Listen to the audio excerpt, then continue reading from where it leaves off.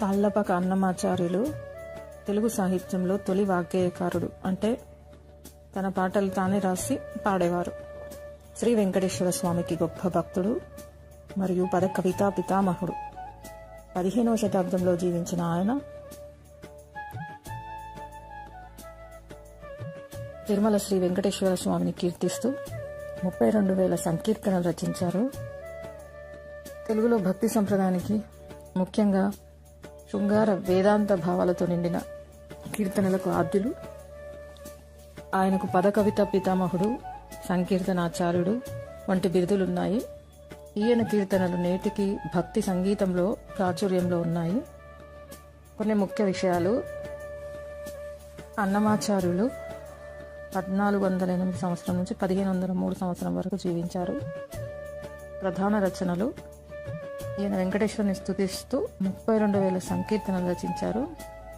వీటిలో మనకు ఇప్పటికీ కొన్ని లభ్యమవుతున్నాయి. ఆయన రచించిన దాంట్లో జో అచ్యుతానంద, జోజో ముకుంద, కొండలలో నెలకొన్న, అదివో అల్లదివో, ఇలా ఎన్నో ప్రముఖమైన పాటలున్నాయి. బిరుదులు: అన్నమయ్యకు పద కవితా పితామహుడు, సంకీర్తనాచార్యుడు అని 2 బిరుదులున్నాయి.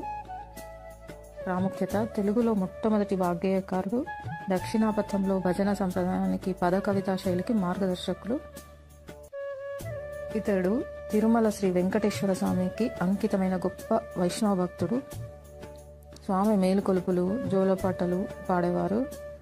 జీవిత విశేషాలు: అన్నమయ్య తన మనుమడైన తాళ్లపాక చిన్నన్న రచించిన అన్నమాచార్య చరిత్రము అనే ద్విపద కావ్యం ద్వారా ఆయన జీవితం గురించి తెలుస్తుంది. అన్నమయ్య కీర్తనలు భక్తితో పాటు మానవ సంబంధాలు, వ్యక్తిత్వ వికాసం వంటి అంశాలను కూడా బోధిస్తాయి.